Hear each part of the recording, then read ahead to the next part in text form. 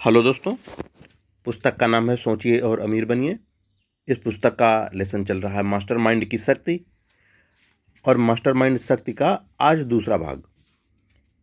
यह एक सर्वविदित तथ्य है कि हेनरी फोर्ड ने गरीबी, अशिक्षा और अज्ञान की बाधा के तहत अपना व्यापार करियर शुरू किया।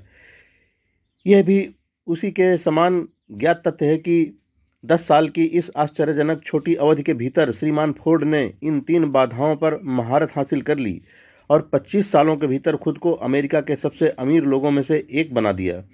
इस तथ्य के साथ यह अतिरिक्त ज्ञान भी जोड़ दें कि श्रीमान फोर्ड की सबसे तेज प्रगति ध्यान देने योग्य तब बनी जब वे थॉमस ए एडिसन के निजी दोस्त बन गए, और आप यह समझना शुरू कर देंगे कि एक दिमाग का दूसरे दिमाग पर प्रभाव क्या हासिल कर सकता है। एक कदम और आगे जाएं और इस तथ्य पर विचार करें कि श्रीमान फोर्ड की सबसे उत्कृष्ट उपलब्धियां उस समय से शुरू हुई जब उन्होंने हार्वे फायरस्टोन, जॉन बरोज और लूथर बरबैंक, प्रत्येक आदमी महान मस्तिष्क की क्षमता वाला व्यक्ति, से परिचय बनाया। और आपके पास उस शक्ति के और सबूत होंगे जो दिमागों के अनुकूल गठबंधन के माध्यम से उत्पादित की जा सकती है। इसमें कोई भी संदेह नहीं है कि हेनरी फोर्ड व्यापार और औद्योगिक दुनिया के सबसे अच्छी जानकारी रखने वाले लोगों में से एक हैं। उनकी संपत्ति के सवाल पर चर्चा की कोई ज़रूरत नहीं है। श्रीमान फोर्ड के अंतरंग मित्रों का विश्लेषण करें, जिनमें से कुछ का पहले से ही उल्लेख किया गया है, तो आप निम्नलिखित बयान को समझने के लिए तैयार हो जाएंगे। इंसान उन लोगों के स्वभाव, आदतों और विचारों की शक्ति धारण करता है जिनके साथ वह सहानुभूति और सद्भाव की भावना के साथ जुड़ पाता है। दोस्तों, रिपीट। इंसान उन लोगों के स्वभाव, आदतों और दिमागों की शक्ति धारण करता है जिनके साथ वह सहानुभूति और सद्भाव की भावना के साथ जुड़ पाता है। हेनरी फोर्ड ने उन महान दिमागों के साथ अपना गठबंधन करके गरीबी, अशिक्षा और अज्ञानता को पछाड़ दिया, जिनकी विचारों की तरंगें उन्होंने अपने मन में सोख ली थी। एडिसन न्यूयॉर्क, बरोज और फायरस्टोन के साथ अपने सहयोग के माध्यम से श्रीमान फोर्ड ने अपने स्वयं के मस्तिष्क की शक्ति में इन 4 लोगों की बुद्धि, अनुभव, ज्ञान और आध्यात्मिक शक्तियों का सार जोड़ दिया। इसके अलावा उन्होंने इस पुस्तक में वर्णित प्रक्रिया के तरीकों के माध्यम से मास्टरमाइंड सिद्धांत को विनियोजित और इस्तेमाल किया। यह सिद्धांत आपके लिए उपलब्ध है। हम पहले से ही महात्मा गांधी का उल्लेख कर चुके हैं। शायद उन लोगों में से अधिकतर लोग जिन्होंने गांधी के बारे में सुना है, उन्हें केवल एक सनकी छोटे आदमी के रूप में देखते हैं जो औपचारिक परिधान पहने बिना चारों ओर चला जाता है और ब्रिटिश सरकार के लिए मुसीबत कर देता है।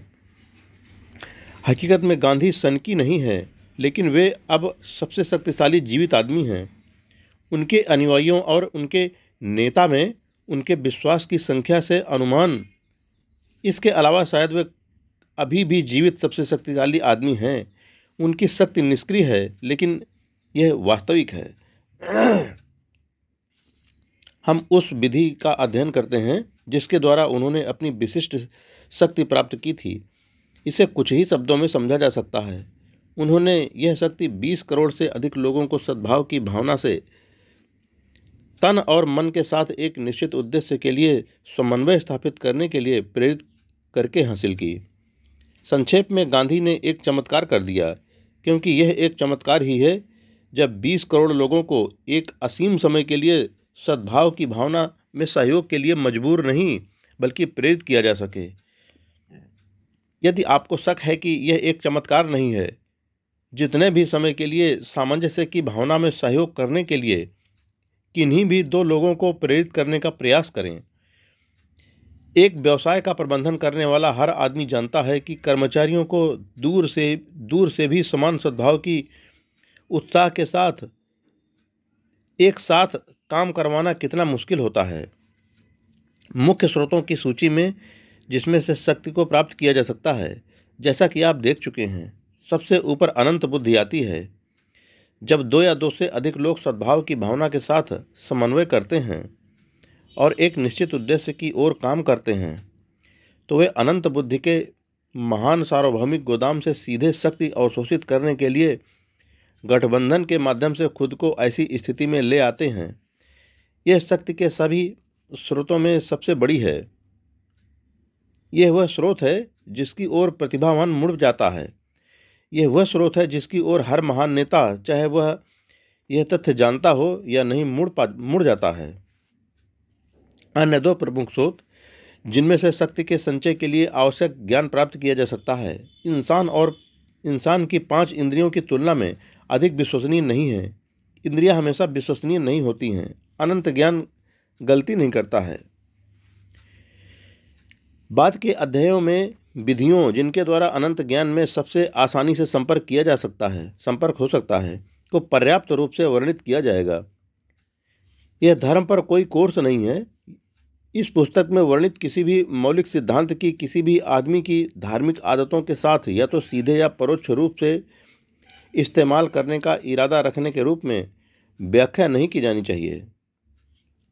इस किताब को केवल पाठक को निर्देश देने के लिए सीमित किया गया है कि कैसे वे पैसे के लिए अपनी इच्छा के निश्चित उद्देश्य को इसके मौद्रिक समतुल्य में परिवर्तित करें। पढ़ें, विचार करें और जब पढ़ें तो उस पर ध्यान दें। जल्द ही पूरा विषय प्रकट हो जाएगा और आप इसे यथार्थ में देखेंगे। अब आप अलग अलग अध्यायों का विस्तार देख रहे हैं।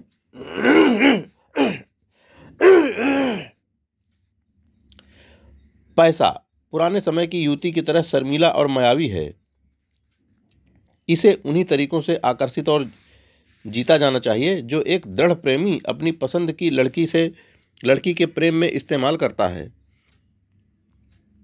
यह संयोग है कि पैसे को आकर्षित करने में प्रयोग की जाने वाली शक्ति एक युवती को लुभाने में प्रयोग की जाने वाली शक्ति से बहुत अलग नहीं है।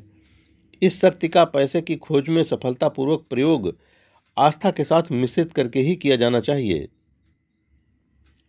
इसे इच्छा के साथ मिश्रित किया जाना चाहिए। इसे दृढ़ता के साथ मिश्रित किया जाना चाहिए। इसे एक योजना के माध्यम से लागू किया जाना चाहिए और यह योजना कार्रवाई में स्थापित की जानी चाहिए।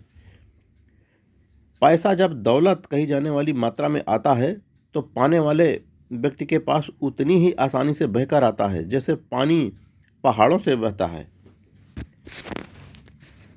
एक महान अनदेखी शक्ति की धारा मौजूद है जिससे एक नदी की तुलना की जा सकती है, सिवा इसके कि इसका एक हिस्सा एक दिशा में उन लोगों को लेकर आगे और ऊपर दौलत की ओर बहता है जो इसमें आते हैं, और दूसरा हिस्सा विपरीत दिशा में इसमें आए दुर्भाग्यपूर्ण और जो खुद को इससे बाहर नहीं निकाल पा रहे हैं लोगों को लेकर नीचे दुख और गरीबी की ओर बहता है।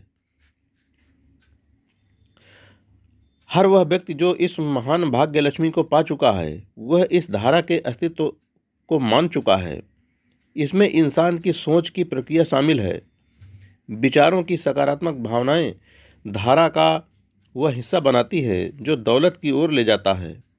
विचारों की नकारात्मक भावनाएं वह हिस्सा बनाती हैं जो नीचे गरीबी की ओर ले जाता है।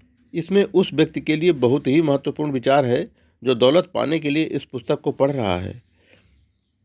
यदि आप शक्ति की धारा के उस हिस्से में हैं जो गरीबी की ओर जाता है तो यह एक पतवार का काम कर सकता है जिसके द्वारा आप खुद को धारा की दूसरी ओर ठेल सकते हैं। यह केवल अमल और प्रयोग से ही आपकी सहायता कर सकता है। केवल पढ़ने और कैसे न कैसे उस पर निर्णय करने से आपको कोई फायदा नहीं होगा। कुछ लोग कभी कभी सकारात्मक और कभी कभी नकारात्मक पक्ष पर रहते हुए बारी बारी से धारा के सकारात्मक पक्ष और नकारात्मक पक्ष के बीच अनुभव से गुजरते हैं। 29 का वॉल स्ट्रीट क्रैश लाखों लोगों को धारा के सकारात्मक पक्ष से नकारात्मक पक्ष पर बहा ले गया था। ये लाखों लोग वापस धारा के सकारात्मक पक्ष को पाने के लिए उनमें से कुछ हताशा और डर में संघर्ष कर रहे हैं। इस किताब को विशेष रूप से उन लाखों लोगों के लिए लिखा गया है। गरीबी और धन अक्सर स्थान बदल देते हैं। क्रैश ने दुनिया को यह सच सिखाया। हालांकि दुनिया लंबे समय तक इस सबक को याद नहीं रखेगी। गरीबी आमतौर पर स्वेच्छा से अमीरी की जगह ले सकती है।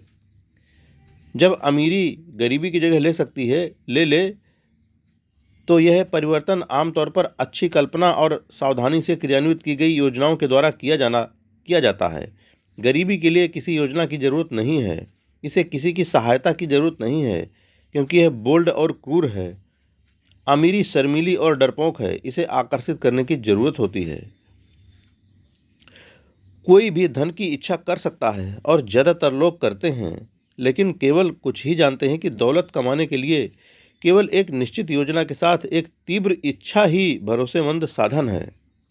इसको रिपीट, कोई भी धन की इच्छा कर सकता है और ज़्यादातर लोग करते हैं, लेकिन केवल कुछ ही जानते हैं कि दौलत कमाने के लिए केवल एक निश्चित योजना के साथ एक तीव्र इच्छा ही भरोसेमंद साधन है। जय हिंद फ्रेंड्स। मास्टरमाइंड की प्रेरक शक्ति यहीं पर पूरी होती है। जय हिंद फ्रेंड्स।